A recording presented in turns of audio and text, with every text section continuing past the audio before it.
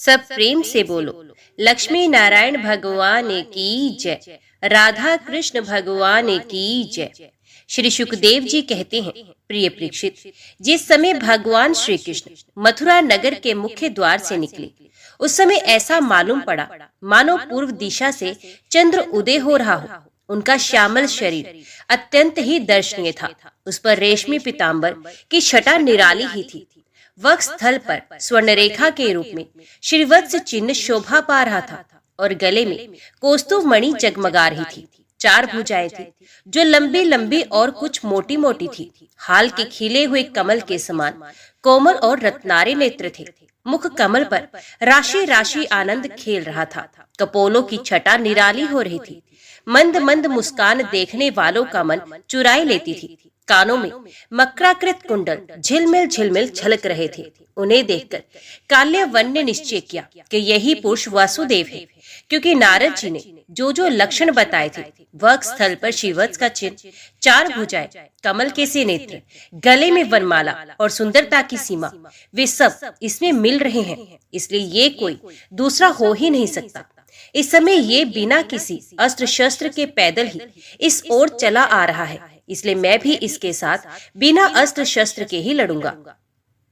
ऐसा निश्चय करके जब काल्यावन भगवान श्री कृष्ण की ओर दौड़ा, तब वे दूसरी ओर मुंह करके रणभूमि से भाग चले और उन योग दुर्लभ प्रभु को पकड़ने के लिए काल्यावन उनके पीछे पीछे दौड़ने लगा। रण छोड़ भगवान लीला करते हुए भाग रहे थे। काल्यावन पग पग पर यही समझता था कि अब पकड़ा तब पकड़ा। इस प्रकार भगवान उसे बहुत दूर तक पहाड़ की एक गुफा में ले गए।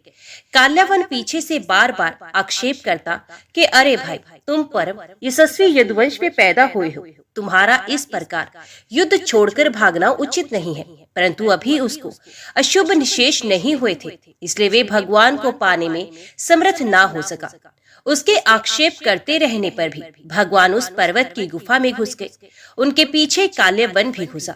वहां उसने एक दूसरे ही मनुष्य को सोते हुए देखा। उसे देखकर काल्यवन ने सोचा कि देखो तो सही, ये मुझे इस प्रकार इतनी दूर ले आया और अब इस तरह मानो इसे कुछ पता ही ना हो, साधु बाबा बनकर सो रहा है। ये सोचकर उस मोड़ ने उसे कसकर एक लात मारी। वे पुरुष वहां बहुत दिनों से सोया हुआ था। पैर की ठोकर लगने से वे उठकर खड़ा हो गया और धीरे धीरे उसने अपनी आंखें खोली। इधर उधर देखने पर पास ही काल्यवन खड़ा हुआ दिखाई दिया। वे पुरुष इस प्रकार ठोकर मारकर जगाए जाने से कुछ रुष्ट हो गया था। उसकी दृष्टि पड़ते ही काल्यवन के शरीर में आग पैदा हो गई और वे क्षण भर में जलकर ढेर हो गया। राजा परीक्षित ने पूछा, भगवान, जिसके दृष्टिपात मात्र से काल्यावन जलकर भस्म हो गया, वे पुरुष था कौन? किस वंश का था? उसमें कैसी शक्ति थी और वे किसका पुत्र था? आप कृपा करके ये भी बताइए कि वे पर्वत की गुफा में जाकर क्यों सो रहा था? श्री सुखदेव जी कहते हैं, परीक्षित, वे इक्ष्वाकु वंशी महाराज मानधाता के पुत्र राजा मुचुकुंद थे। वे ब्राह्मणों के परम भक्त, सत्य प्रतीक, संग्राम विजयी और महापुरुष थे। एक बार इंद्र आदि देवता असुरों से अत्यंत भयभीत हो गए थे।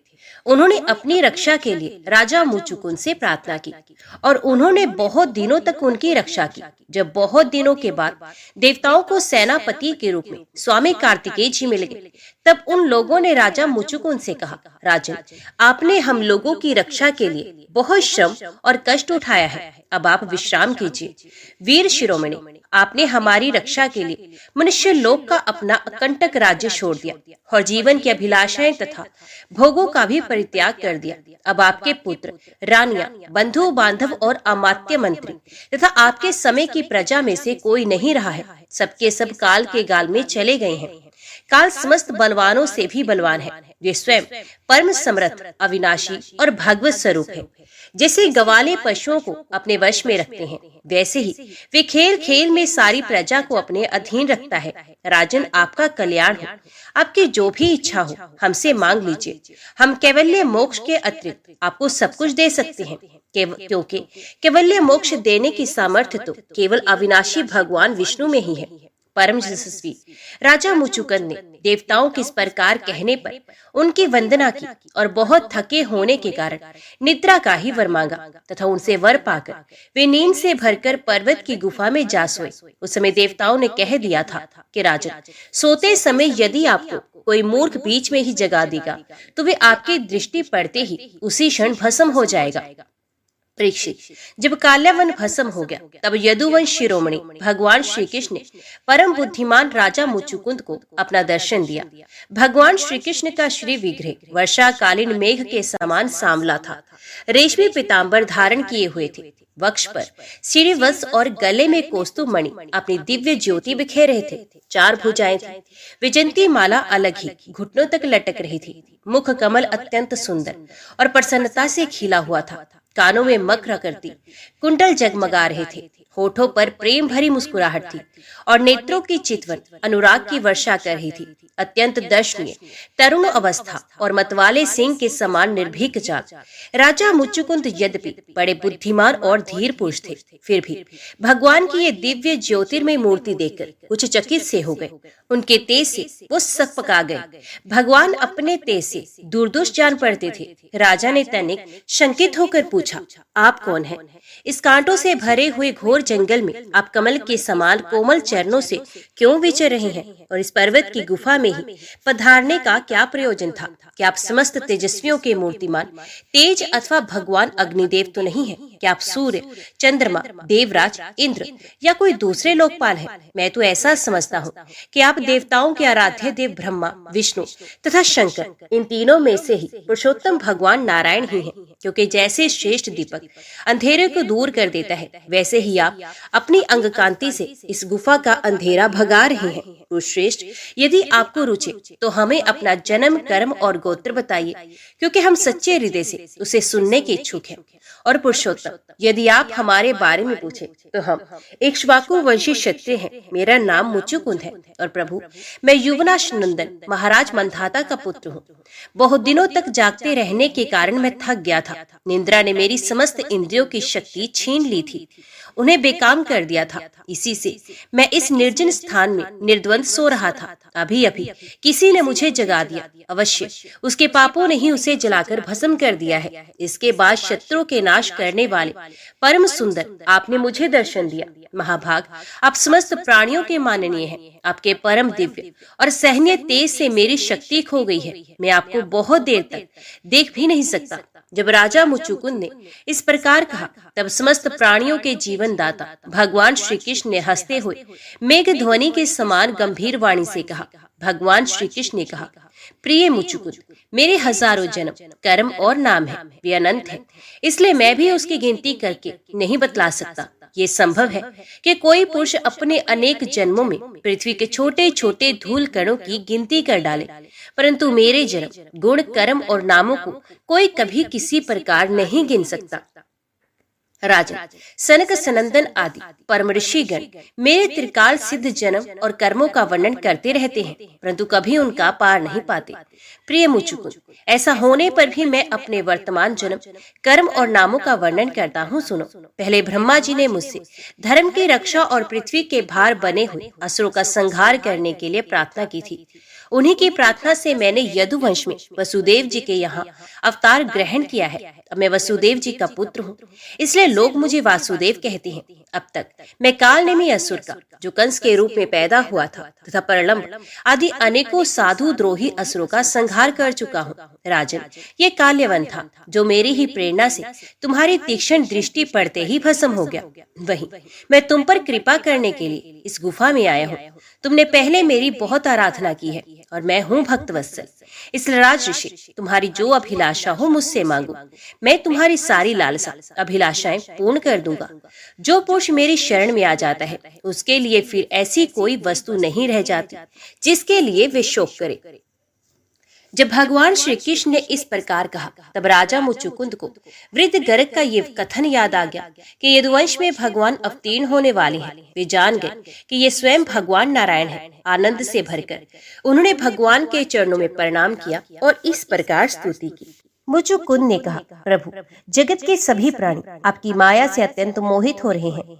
वे आपसे विमुख होकर अनर्थ में ही फंसे रहते हैं और आपका भजन नहीं करते।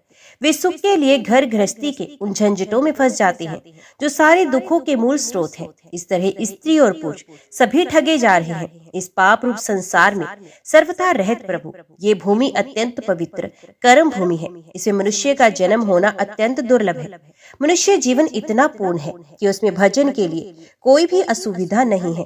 अपने परम सौभाग्य और भगवान की अहेतु कृपा से उसे अनायास ही प्राप्त करके भी जो अपनी मति गति असत संसार में ही लगा देते हैं और तुच्छ विशेष सुख के लिए ही सारा प्रयत्न करते हुए घर गृहस्थी के अंधेरे कुएं में पड़े रहते हैं। भगवान के चरण कमलों की उपासना नहीं करते, भजन नहीं करते। वे तो ठीक उस पशु के समान है जो तुच्छ तृण के लोभ से अंधेरे कुएं में गिर जाता है। भगवान, मैं राजा था, राज्य लक्ष्मी के मत से मैं मतवाला हो रहा था। इस मरने वाले शरीर को ही तो मैं आत्मा अपना स्वरूप समझ रहा था और राजकुमार, रानी, खजाना तथा पृथ्वी के लोभ मोह में ही फंसा हुआ था। उन वस्तुओं की चिंता दिन रात मेरे गले लगी रहती थी। इस प्रकार मेरे जीवन का ये अमूल्य समय बिल्कुल निष्फल व्यर्थ चला गया। जो शरीर प्रत्यक्ष ही घड़े और भीत के समान मिट्टी का है और दृश्य होने के कारण उन्हीं के समान अपने से अलग भी है, उसी को मैंने अपना स्वरूप मान लिया था और फिर अपने को मान बैठा था नरदेव। इस प्रकार मैंने मंधात होकर आपको तो कुछ समझा ही नहीं। रथ, हाथी, घोड़े और पैदल की चतुरंगणी सेना तथा सेनापतियों से घिरकर मैं पृथ्वी में इधर उधर घूमता रहता। मुझे ये करना चाहिए और ये नहीं करना चाहिए। इस प्रकार विविध कर्तव्य और अकर्तव्यों की चिंता में पड़कर मनुष्य अपने एकमात्र कर्तव्य भगवत प्राप्ति से विमुख होकर परमत हो जाता है, असावधान हो जाता है।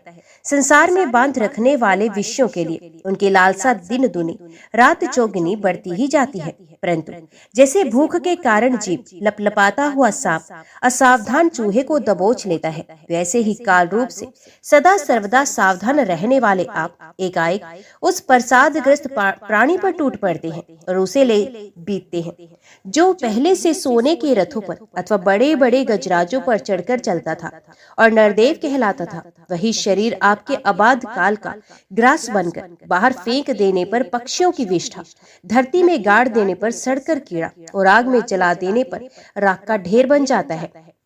प्रभु, जिसने सारी दिशाओं पर विजय प्राप्त कर ली और जिससे लड़ने वाला संसार में कोई नहीं रह गया है, जो श्रेष्ठ सिंहासन पर बैठता है और बड़े बड़े नरपति जो पहले उसके समान थे अब जिसके चरणों में सर झुकाते हैं, वही पुरुष जब विशेष सुख भोगने के लिए जो घर गृहस्थी की एक विशेष वस्तु है स्त्रियों के पास जाता है, तब उनके हाथ का खिलौना उनका पालतू पशु बन जाता है। बहुत से लोग विषय भोग छोड़कर पुण्य राज्यादि भोग मिलने की इच्छा से दान पुण्य करते हैं और मैं फिर जन्म लेकर सबसे बड़ा परम स्वतंत्र सम्राट हूँ, ऐसी कामना रखकर तपस्या में भली भांति स्थित हो शुभ कर्म करते हैं। इस प्रकार जिसकी तृष्णा बड़ी हुई है वे कदापि सुखी नहीं हो सकता।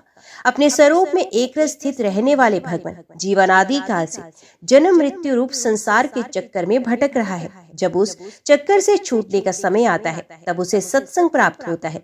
ये निश्चय है कि जिस क्षण सत्संग प्राप्त होता है उसी क्षण संतों के आश्रय कार्य कारण रूप जगत के एकमात्र स्वामी आप में जीव की बुद्धि अत्यंत दृढ़ता से लग जाती है। भगवान, मैं तो ऐसा समझता हूँ कि आपने मेरे ऊपर परम अनुग्रह की वर्षा की है, क्योंकि बिना किसी परिश्रम के अनायास ही मेरे राज्य का बंधन टूट गया। साधु स्वभाव के चक्रवर्ती राजा भी अब अपना राज्य छोड़कर एकांत में भजन साधन करने के उद्देश्य से वन में जाना चाहते हैं। तब उसके ममता बंधन से मुक्त होने के लिए बड़े प्रेम से आपसे प्रार्थना किया करते हैं।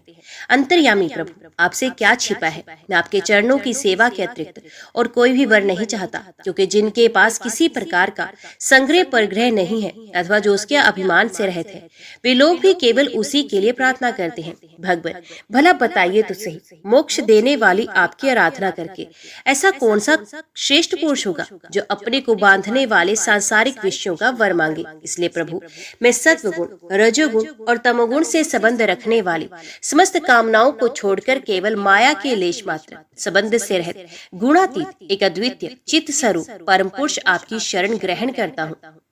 भगवान, मैं अनादि काल से अपने कर्म फलों को भोगते भोगते अत्यंत आर्त हो रहा था। उनकी दुखद ज्वाला दिन रात मुझे जलाती रहती थी। मेरे 6 शत्रु कभी शांत ना होते थे। उनके विषयों की प्यास बढ़ती ही जा रही थी। कभी किसी प्रकार एक क्षण के लिए भी मुझे शांति ना मिली। शरणदाता, अब मैं आपके भय, मृत्यु और शोक से रहित चरण कमलों की शरण में आया हूँ। सारे जगत के एकमात्र स्वामी परमात्मा, आप मुझ शरणागत की रक्षा कीजिए। भगवान श्री कृष्ण ने कहा, सार्वभौम महाराज, तुम्हारी मति, तुम्हारा निश्चय बड़ा ही पवित्र और ऊंची कोटि का है। यद्यपि मैंने तुम्हें बार बार वर देने का प्रलोभन किया, फिर भी तुम्हारी बुद्धि कामनाओं के अधीन न हुई। मैंने तुम्हें जो वर देने का प्रलोभन दिया, वे केवल तुम्हारी सावधानी की परीक्षा के लिए। मेरे जो अनन्य भक्त होते हैं, उनकी बुद्धि कभी कामनाओं से इधर उधर नहीं भटकती। जो लोग मेरे भक्त नहीं होते, वे चाहे प्राणायाम आदि के द्वारा अपने मन को वश में करने का कितना ही प्रयत्न क्यों न करें, उनकी वासनाएं क्षीण नहीं होती। राजन, उनका मन फिर से विषयों के लिए मचल पड़ता है। तुम अपने मन और सारे मनोभावों को मुझे समर्पित कर दो, मुझ में लगा दो और फिर स्वच्छंद रूप से पृथ्वी पर विचरण करो। मुझ में तुम्हारी विषय वासना शून्य निर्मल भक्ति सदा बनी रहेगी। तुमने क्षत्रिय धर्म का आचरण करते समय शिकार आदि के अवसरों पर बहुत से पशुओं का वध किया है। अब एकाग्र चित्त से मेरी उपासना करते हुए तपस्या के द्वारा उस पाप को धो डालो। राजन, अगले जन्म में तुम ब्राह्मण बनोगे और समस्त प्राणियों के सच्चे हितैषी परम सुहृद होगे तथा फिर मुझ विशुद्ध विज्ञान घन परमात्मा को प्राप्त करोगे। प्यारे परीक्षित, भगवान श्री कृष्ण ने इस प्रकार इक्ष्वाकु नंदन राजा मुचुकुंद पर अनुग्रह किया। अब उन्होंने भगवान की परिक्रमा की, उन्हें नमस्कार किया और गुफा से बाहर निकले। उन्होंने बाहर आकर देखा तो सबके सब मनुष्य, पशु, लता और वृक्ष वनस्पति पहले की अपेक्षा बहुत छोटे छोटे आकार के हो गए हैं। इससे ये जानकर कि कलयुग आ गया, वे उत्तर दिशा की ओर चल दिए। महाराज मुचुकुंद तपस्या, श्रद्धा, धैर्य तथा अनासक्ति से युक्त एवं संशय संदेह से मुक्त थे। वे अपना चित्त भगवान श्री कृष्ण में लगाकर गंधमादन पर्वत पर जा पहुंचे। भगवान नर नारायण के नित्य निवास स्थान बद्रिका आश्रम में जाकर बड़े शांत भाव से गर्मी सर्दी आदि द्वंद्व सहते हुए वे तपस्या के द्वारा भगवान की आराधना करने लगे। इधर भगवान श्री कृष्ण मथुरापुरी में लौट आए। अब तक काले वन की सेना ने उसे घेर रखा था। अब उन्होंने मलेशियों की सेना का संहार किया और उसका सारा धन छीनकर द्वारका को ले चले। जिस समय भगवान श्री कृष्ण के आज्ञा अनुसार मनुष्य और बैलों पर बेधर ले जाया जाने लगा, उसी समय मगधराज जरासंध भी 18वीं बार 23 अक्षौहिणी सेना लेकर आ धमका। परीक्षित, शत्रु सेना का प्रबल वेग देखकर भगवान श्री कृष्ण और बलराम मनुष्यों की इसी लीला करते हुए उसके सामने से बड़ी फुर्ती के साथ भाग निकले। उनके मन में तनिक भी भय न था, फिर भी मानो अत्यंत भयभीत हो गए हो। इस प्रकार का नाट्य करते हुए वे सबका सब धन वहीं छोड़कर अनेक योजनों तक वे अपने कमल दल के समान सुकोमल चरणों से ही पैदल भागते चले गए। जब महाबली मगधराज जरासंध ने देखा कि श्री कृष्ण और बलराम तो भाग रहे हैं, तब वे हंसने लगा और अपनी रथ सेना के साथ उनका पीछा करने लगा। उसे भगवान श्री कृष्ण और बलराम जी के ऐश्वर्य, प्रभाव आदि का ज्ञान नहीं था। बहुत दूर तक दौड़ने के कारण दोनों भाई कुछ थक से गए। अब वे बहुत ऊंचे परवर्षण पर्वत पर चढ़ गए। उस पर्वत का परवर्षण नाम इसलिए पड़ा कि वहां सदा ही मेघ वर्षा किया करते थे। जब जरासंध ने देखा कि वे दोनों पहाड़ में छिप गए और बहुत ढूंढने पर भी पता न चला, तब उसने ईंधन से भरे हुए परवर्षण पर्वत के चारों ओर आग लगाकर उसे जला दिया। जब भगवान ने देखा कि पर्वत के शोर जलने लगे हैं, तब दोनों भाई जरासंध की सेना के घेरे को लांघते हुए बड़े वेग से उस 11 योजन ऊंचे पर्वत से एकदम नीचे धरती पर कूद आए। राजन, उन्हें जरासंध ने अथवा उसके किसी भी सैनिक ने नहीं देखा। वे दोनों भाई वहां से चलकर फिर अपनी समुद्र से घिरी हुई द्वारकापुरी में चले आए। जरासंध ने झूठ मूठ ऐसा मान लिया कि श्री कृष्ण और बलराम तो जल गए हैं और फिर वे बहुत बड़ी सेना लौटाकर मगध देश को चला गया। ये बात मैं तुमसे पहले ही कह चुका हूँ कि अनर्थ देश के राजा श्रीमान रैवत जी ने अपनी रेवती नाम की कन्या ब्रह्मा जी की प्रेरणा से बलराम जी के साथ ब्याह दी थी। भगवान श्री कृष्ण भी स्वयंवर में आए हुए शिशुपाल और उसके पक्षपाती शालव आदि नरपतियों को बलपूर्वक हराकर सबके देखते देखते जैसे गरुड़ ने सुधा का हरण किया था, वैसे ही विदर्भ देश की राजकुमारी रुक्मणी को हर लाए और उनसे विवाह कर लिया। रुक्मिणी जी राजा भीष्मक की कन्या और स्वयं भगवती लक्ष्मी जी का अवतार थी। राजा परीक्षित ने पूछा, भगवान, हमने सुना है कि भगवान श्री कृष्ण ने भीष्मक नंदनी परम सुंदरी रुक्मिणी देवी को बलपूर्वक हरण करके राक्षस विधि से उनके साथ विवाह किया था। महाराज, अब मैं ये सुनना चाहता हूँ कि परम तेजस्वी भगवान श्री कृष्ण ने जरासंध, शाल्व आदि नरपतियों को जीतकर किस प्रकार रुक्मिणी का हरण किया। ब्रह्मऋषि, भगवान श्री कृष्ण की लीलाओं के संबंध में क्या कहना है? वे स्वयं तो पवित्र हैं ही, सारे जगत का मल धो बहाकर उसे भी पवित्र कर देने वाली हैं। उनमें ऐसी लोकोत्तर माधुरी है जिसे दिन रात सेवन करते रहने पर भी नित्य नया नया रस मिलता रहता है। भला ऐसा कौन रसिक, कौन सा मर्मज्ञ है जो उन्हें सुनकर तृप्त न हो? श्री सुखदेव जी कहते हैं, परीक्षित, महाराज भीष्मक विदर्भ देश के अधिपति थे। उनके 5 पुत्रों और एक सुंदरी कन्या थी। सबसे बड़े पुत्र का नाम रुक्मी और 4 छोटे थे जिनके नाम थे रुक्मरथ, रुक्मबाहु, रुक्मकेश और रुक्ममाली। इनकी बहन सती रुक्मिणी जब उसने भगवान श्री कृष्ण के सौंदर्य, पराक्रम, गुण और वैभव की प्रशंसा सुनी, जो उसके महल में आने वाले अतिथि प्राय गाया ही करते थे, तब उसने यही निश्चय किया कि भगवान श्री कृष्ण ही मेरे अनुरूप पति हैं। भगवान श्री कृष्ण भी समझते थे कि रुक्मिणी में बड़े सुंदर सुंदर लक्षण हैं। ये परम बुद्धिमती है, उदारता, सौंदर्य, शील, स्वभाव और गुणों में भी अद्वितीय है, इसलिए रुक्मिणी जी ही मेरी अनुरूप पत्नी है। अतः भगवान ने रुक्मिणी जी से विवाह करने का निश्चय किया। रुक्मिणी जी के भाई बंधु भी चाहते थे कि हमारी बहन का विवाह श्री कृष्ण से ही हो, परंतु रुक्मी श्री कृष्ण से बड़ा द्वेष रखता था। उसने उन्हें विवाह करने से रोक दिया और शिशुपाल को ही अपनी बहन के योग्य वर समझा। जब परम सुंदरी रुक्मिणी को ये मालूम हुआ कि मेरा बड़ा भाई रुक्मी शिशुपाल के साथ मेरा विवाह करना चाहता है, तब वे बहुत उदास हो गए। उन्होंने बहुत कुछ सोच विचार कर एक विश्वास पात्र ब्राह्मण को तुरंत श्री कृष्ण के पास भेजा। जब वे ब्राह्मण देवता द्वारकापुरी में पहुंचे, तब द्वारपाल उन्हें राजमहल के भीतर ले गए। वहां जाकर ब्राह्मण देवता ने देखा कि आदि पुरुष भगवान श्री कृष्ण सोने के सिंहासन पर विराजमान है। ब्राह्मणों के परम भक्त भगवान श्री कृष्ण उन ब्राह्मण देवता को देखते ही अपने आसन से नीचे उतर गए और उन्हें अपने आसन पर बैठाकर वैसे ही पूजा की जैसे देवता लोग उनकी किया करते थे। आदर सत्काल कुशल प्रश्न के अनंतर जब ब्राह्मण देवता खा पी चुके, आराम विश्राम कर चुके, तब संतों के परम आश्रय भगवान श्री कृष्ण उनके पास गए और अपने कोमल हाथों से उनके पैर सहलाते हुए बड़े शांत भाव से पूछने लगे, ब्राह्मण शिरोमणि, आपका चित्त तो सदा सर्वदा संतुष्ट रहता है ना? आपको अपने पूर्व पुरुषों द्वारा स्वीकृत धर्म का पालन करने में कोई कठिनाई तो नहीं होती?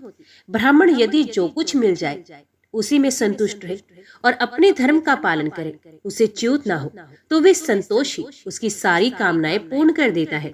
यदि इंद्र का पद पाकर भी किसी को संतोष न हो, तो उसे सुख के लिए एक लोक से दूसरे लोक में बार बार भटकना पड़ेगा। वे कहीं भी शांति से बैठ नहीं सकेगा। परंतु जिसके पास तनिक भी संग्रह परिग्रह नहीं है और जो उसी अवस्था में संतुष्ट है, वे सब प्रकार से संताप रहित होकर सुख की नींद सोता है। जो स्वयं प्राप्त हुई वस्तु से संतोष कर लेते हैं, जिनका स्वभाव बड़ा ही मधुर है और समस्त प्राणियों के परम हितैषी, अहंकार रहित और शांत है, उन ब्राह्मणों को मैं सदा सर झुकाकर नमस्कार करता हूँ। ब्राह्मण देवता, राजा की ओर से तो आप लोगों को सब प्रकार की सुविधा है ना?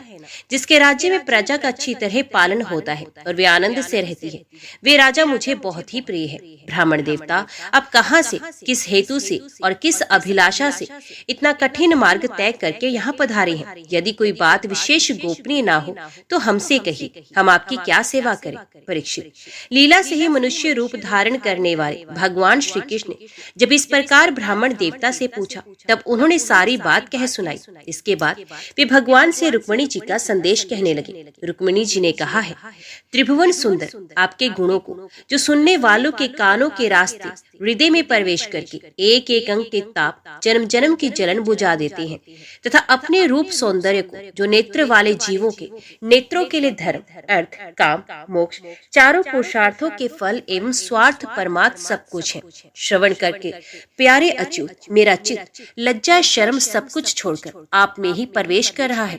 प्रेम स्वरूप श्याम सुंदर, चाहे जिस दृष्टि में देखें, कुल शील स्वभाव सौंदर्य विद्या अवस्था धन धाम सभी में आप अद्वितीय हैं, अपने ही समान हैं।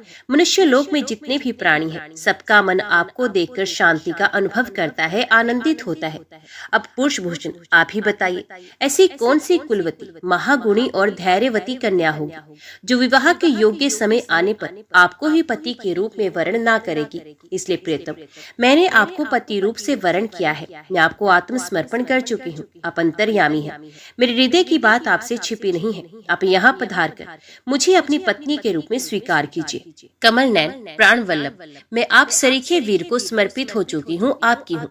अब जैसे सिंह का भाग सियार छू जाए, वैसे कहीं शिशुपाल निकट से आकर मेरा स्पर्श ना कर जाए। मैंने यदि जन्म जन्म में पूर्त कुआं बावली आदि खुदवाना, इष्ट यज्ञादि करना, दान नियम व्रत तथा देवता ब्राह्मण और गुरु आदि की पूजा के द्वारा भगवान परमेश्वर की है आराधना की हो और वे मुझ पर प्रसन्न हो, तो भगवान श्री कृष्ण आकर मेरा पाणी ग्रहण करें। शिशुपाल अथवा दूसरा कोई भी पुरुष मेरा स्पर्श न कर सके। प्रभु, आप अजित हैं। जिस दिन मेरा विवाह होने वाला हो, उसके एक दिन पहले आप हमारी राजधानी में गुप्त रूप से आ जाइए और फिर बड़े बड़े सेनापतियों के साथ शिशुपाल तथा जरासंध की सेनाओं को मथ डालिए, तहस नहस कर डालिए और बलपूर्वक राक्षस विधि से वीरता का मूल्य देकर मेरा पाणी ग्रहण कीजिए।